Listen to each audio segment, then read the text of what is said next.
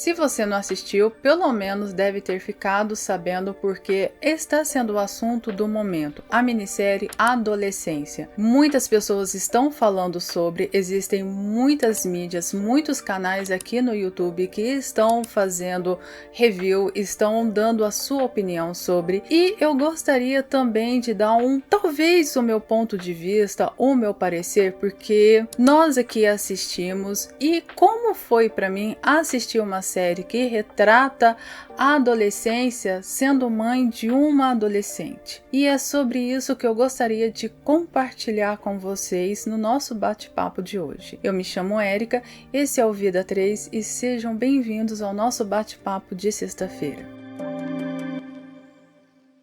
Confesso que eu não assisti a minissérie assim que ela estreou. Eu sei que ela já estreou, assim, sendo alvo de muitas críticas boas, principalmente em relação aos atores mirins, né? Se não me engano, foi o primeiro trabalho deles nessa minissérie e realmente, né, eles merecem todo o elogio que foi feito a eles, porque excelente atuação, principalmente do protagonista no terceiro episódio.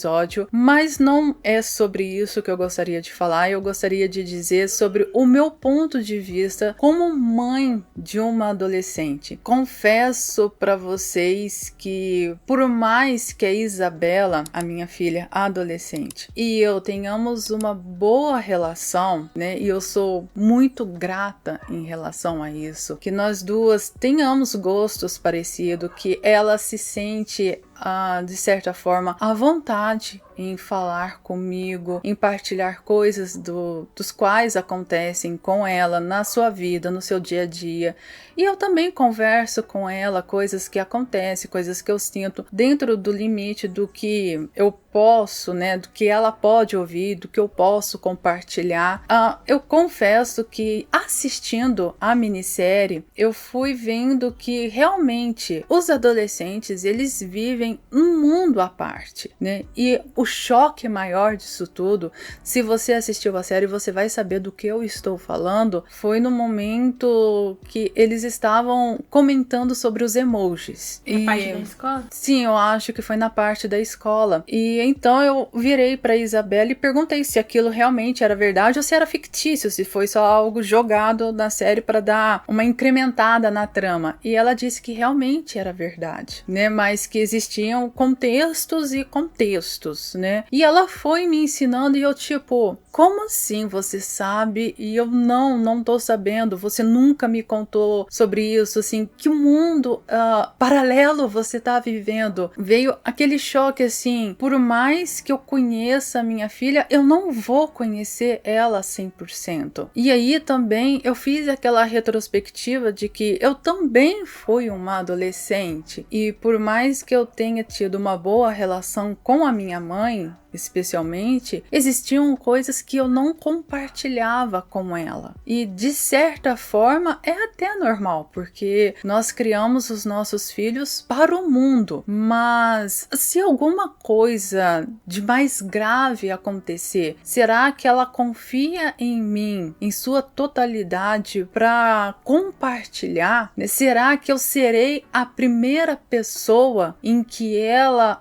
vai se abrir? Porque uma coisa que foi muito retratada na minissérie e me chocou bastante foi das redes sociais e dos grupos em que eles mencionaram que até então, na minha concepção, no meu pensamento, era algo que estava mais atrelado ao mundo adulto. Quando eles falaram dos red pills, dos incels, comunidades em si, eu fiquei em choque quando a Helena me disse que isso já está chegando até os adolescentes. É muito comum, ainda mais em grupos de Discord, querendo ou não. Discord é um ótimo exemplo de comunidades extremistas, onde você vê garotos de 12 a 17 anos com um pensamento pensamentos e falas totalmente bizarras que você fica assim, horrorizado. E depois eu fui buscar saber mais, me aprofundar mais no tema, no assunto. E aí eu vi comentários, inclusive de um garoto dizendo que ele entrou numa comunidade de jogos online e nessa comunidade tem muitos garotos, mas também tem homens adultos. E os comentários que eles têm entre eles é de fundo machista, misógino, homofóbico. A Helena vai ficar dando piquezinhos aqui no que eu estou falando. E é preocupante porque os adolescentes em si, especificamente, eles estão passando por um momento muito delicado. Eu sei que muitos deles são estigmatizados. Assim, a adolescência é uma fase complicada. Sim, de fato, não há como negar. Eles estão passando por uma fase transitória, estão saindo da adolescência, indo para a fase adulta, então tem muitos questionamentos, muitas descobertas. O cérebro está em formação, eles estão na sua busca em saber o que são, o que serão, e é muito comum deles se aproximarem, se juntarem de grupos que têm o mesmo pensamento, o mesmo comportamento que se adequa a eles. E adolescentes que são mais frágeis, vulneráveis ou que não têm um suporte são presas fáceis para essas pessoas de má índole. E hoje em dia, com a digitalização, com a era digital, isso tudo fica muito mais perigoso, porque não tem como negar, não tem como tapar os olhos. Nós estamos sim vivendo a era digital, né? Principalmente para estudos, trabalhos. Eu acho que criticar isso talvez seja andar para trás. Mas, de certa forma, nós fizemos até um bate-papo aqui numa sexta-feira sobre a exposição excessiva, mas também tem o consumo excessivo das mídias sociais. E os adolescentes, querendo ou não, são um dos maiores consumidores. E nessa busca de autoafirmação, de querer saber o que eles são, esse consumo exagerado acaba de longe prejudicando a sua formação, o cérebro que está em formação. E isso, pesquisas mesmo já vão mostrando. Também afeta nas capacidades cognitivas. Não só prejudica a área cognitiva, como também a estima. Você vê muitas meninas com problemas de garotos agora, como foi mostrado nessa minissérie. Se esses jovens não tiverem de fato um suporte, porque o que eu vejo muito se falar é que adolescente é dramático, que adolescente é revoltado. E faz tempestade no copo d'água. E assim, a Isabela aqui, né, lembrando, não tô expondo ela, né? Nós conversamos muito sobre isso e eu perguntei se seria uma boa conversar sobre isso no vídeo e se ela permitia que eu falasse sobre, né? Ela até falou que ia participar, mas agora ela tá cochilando ali, porque ela tá em semana de provas, ela tá estudando bastante, mas o que eu estou falando aqui tem a permissão dela, e até porque é um dos objetivos desse canal mostrar as nossas diferenças e como lidamos com ela. E a adolescência da Isabela, digamos que tá sendo um pouco mais desafiadora. E Pois é, querido. E assim, em momento algum, taco logo assim, nossa, para com isso, para com isso, que drama. Tento o máximo, é lógico que é cansativo, é desafiador, mas como eu falo pra ela acolher o que ela tá sentindo, mas não abrir diálogo. Porque pode parecer clichê, mas vai passar. É uma fase transitória.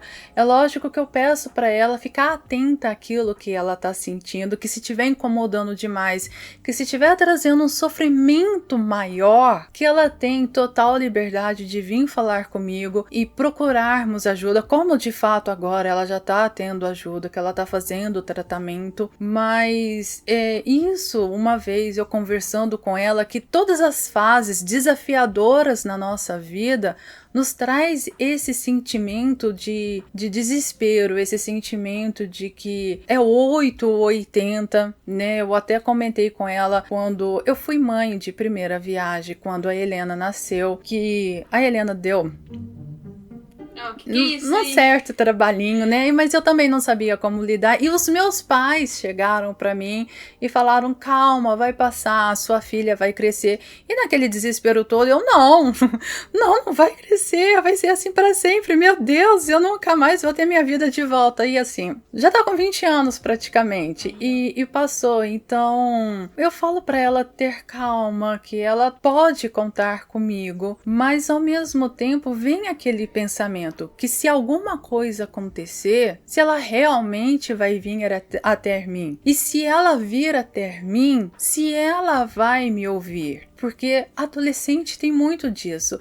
Não só adolescente, mas nós também temos muito disso. Na maioria das vezes, nós queremos ouvir aquilo que nos agrada. Então, como nós estávamos conversando sobre, por exemplo, se hipoteticamente, num mundo aleatório, se a Isabela arruma um namorado e ela quer viver com esse namorado, que ela supõe ser o grande amor da vida dela, porque adolescente tem muito disso, da explosão, do intenso, do achar que é o pra sempre, que é o eterno, e ela chegar pra mim e falar dessas ideias, e eu falar: não, calma, não é bem por aí, o que você tá pensando? E ela chegar pra uma amiga da mesma época que ela, uma amiga adolescente, e fala: não, amiga, vai, se joga, que não perde tempo, que é o seu amor, que é isso que você deve fazer, você deve viver a sua vida. E o que ela vai ouvir? Então, querendo ou não, isso me trouxe esses questionamentos. E hoje em dia tá mais frequente também as pessoas se aconselhar a inteligência artificial.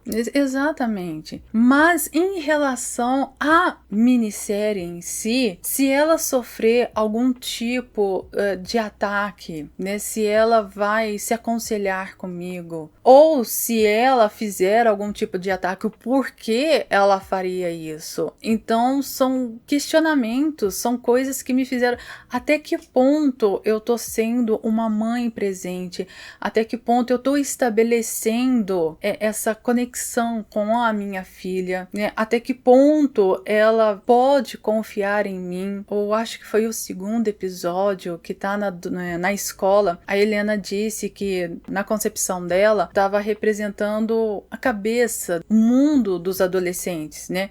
Que, gente, a escola era uma bagunça, e querendo ou não, o cérebro do adolescente, o universo do adolescente é meio tumultuado, né? Todas as transformações, todas as questões é tumultuado. E aí eu entrei com ela nesse raciocínio dela, mostrando que os adultos muitas vezes estão alheios a isso. Que é a coisa de adolescente é barulhento, adolescente é assim mesmo. O quanto nós estamos omissos, né? O quanto a saúde mental dos adolescentes estão sendo negligenciados. E o quanto eles estão sendo presas fáceis para esses pensamentos extremistas. E também o quanto o papel da família se faz presente, não só o quanto a criança é moldada dentro do contexto familiar, porque uma criança é uma esponja. Ou então uma tela em branco, né, que você vai pintando. Há quem defenda que o protagonista da série tinha uma boa família, né, uma boa estrutura familiar. Há quem defenda que não, né, que ele meio que herdou algumas más características. Na minha concepção é a segunda opção. Então eu deixo aí para vocês nos comentários dizerem que de fato foi, se o protagonista de fato tinha uma boa estrutura, mas ele era muito inseguro consigo mesmo, porque a adolescência traz isso, né, traz essa insegurança. criança que às vezes é fortalecido muito pelas redes sociais, né? De traçar aquilo que é o certo e se perdura até hoje, gente. Começa na adolescência e vai até a vida adulta, né? Daquilo, do padrão esperado, da vida ideal, né? Da rotina certa. Então, é tomar muito cuidado, tanto adolescentes quanto vocês que consomem muito as redes sociais, que é só um recorte, às vezes é um recorte muito bem planejado. Aqui em casa, o computador, não sei se vocês viram em algum vlog do canal, o computador é na sala, eu sempre estou vendo o que ela está acessando. Ela só tem 15 anos, então eu tenho acesso ao celular dela, mas não é algo que eu impus, porque mesmo a Helena tendo quase 20 anos, eu ainda tenho acesso ao celular da Helena. Eu tenho a senha do celular dela, mas em contrapartida, elas também têm acesso ao meu celular, né? Elas têm a senha do meu celular e foi algo assim que foi conquistado na confiança, no diálogo. Eu acho que é bom deixar frisado que ter a senha de outra pessoa não quer dizer que a gente fica mexendo também, ficar pegando assim, sabe? É só ter a senha. Exato. Não quer dizer que eu vou ficar mexendo, fuçando nas mensagens, nada do tipo. Entendeu? É claro que para Isabela, por ela ser menor de idade, tem todo um cuidado maior, mas é aquilo. Eu não sei da vida dela na escola. De certa forma, é natural e é para isso mesmo que nós criamos os nossos filhos. Não dá pra gente ficar protegendo, colocando dentro de uma bolha e controlando. Isso não é saudável. Acho que o certo, o correto é fazer eles saberem lidar com as questões da vida, como uma coisa que eu sempre falo para elas: eu não posso protegê-las dos desafios da vida, né? Eu não posso protegê-las das dores que possivelmente virão, mas eu estarei do lado de vocês assim que eles surgirem. Como mãe, de certa forma eu sei que vai acontecer, e é claro que se eu pudesse, eu evitaria, mas eu não posso fazer isso. Mas, ao mesmo tempo, o que a série trouxe para mim, principalmente no primeiro episódio, em que o pai fica questionando o filho, o que ele fez, o que aconteceu, e ao mesmo tempo o garoto dizendo que não fez nada, sendo que ele tinha feito. Então, o quão normal está sendo esses comportamentos abusivos desde muito cedo. É lógico que a série retratou um comportamento específico, mas nós podemos abranger isso como um todo. Como comportamentos não saudáveis estão sendo normalizados, como um comportamento de uma mãe que normaliza o filho agir de uma forma errada. Então são coisas questionáveis, e ver como que o papel da família influencia sim no desenvolvimento do caráter de um indivíduo. São questões que a minissérie me fizeram refletir bastante, como mãe de uma adolescente. E se vocês acompanham aqui o canal de uma adolescente atípica, e eu gostaria de trazer essa reflexão para vocês. Não sei exatamente a idade de cada um de vocês que me acompanham, se vocês estão na adolescência, se vocês já passaram pela adolescência, como foi para vocês, como está sendo para vocês. E tem filhos. Se vocês têm filhos, sobrinhos, netos, adolescentes, se vocês assistiram, como foi para vocês, se vocês gostaram, que eu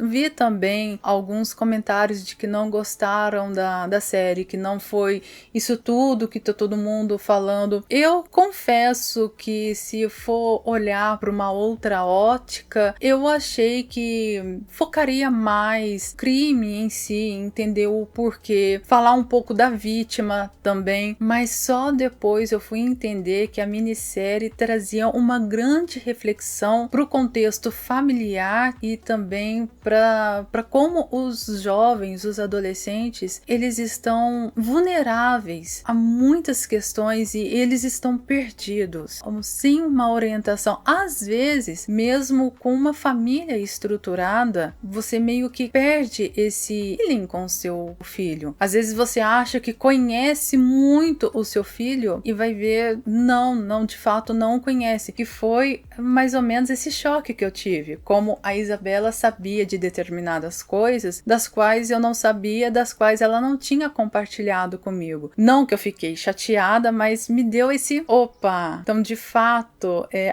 ela realmente vive de um mundo à parte, né? Que bom que ela tem a sua individualidade, que bom que ela tem a sua privacidade, né? Isso é muito bom, mas se alguma coisa acontecer, se ela confiaria em mim? Então é mais ou menos, um pouco essa reflexão que eu queria trazer para vocês e fazer um pedido de alerta para vocês tomarem cuidado em fóruns que vocês entram, em comunidade que vocês entram, em olhar com cuidado para os adolescentes que estão em volta, que às vezes o que eles falam, o que eles fazem, não é só drama, não é só para chamar a atenção, é coisas da fase sim, mas que tem que ser olhado com uma certa atenção, né? Com acolhimento, porque todo mundo passou por isso. Alguns passam talvez de uma forma mais tranquila, né? Aqui, isso é tema de um vídeo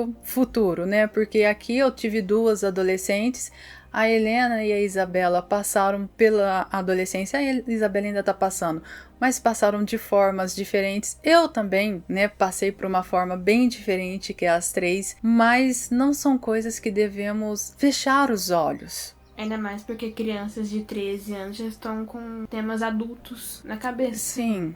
E uma coisa assim que me chocou também é quando ia questionando o garoto sobre questões mais adultas, né? E o pai achando aquilo um absurdo. Como assim você tá questionando isso, o meu filho, com esses assuntos, com esses temas? E era claro que talvez ele não tenha tido esse tipo de conversa com o seu filho, talvez julgando que ele era jovem demais. Mas aqui, pelo menos, as meninas sempre quando chegavam para mim com alguma dúvida, eu sempre tentei, de uma forma bem cuidadosa, sanar aquela dúvida da idade da qual elas estavam me trazendo e deixar elas confortáveis, se elas queriam ou não prosseguir com a conversa. E eu acho que talvez esse seja um erro, porque se você não tiver essa abertura com o seu filho, ele vai buscar em outros lugares e às vezes as informações que ele vai receber, eles vão se educar e as informações que eles vão receber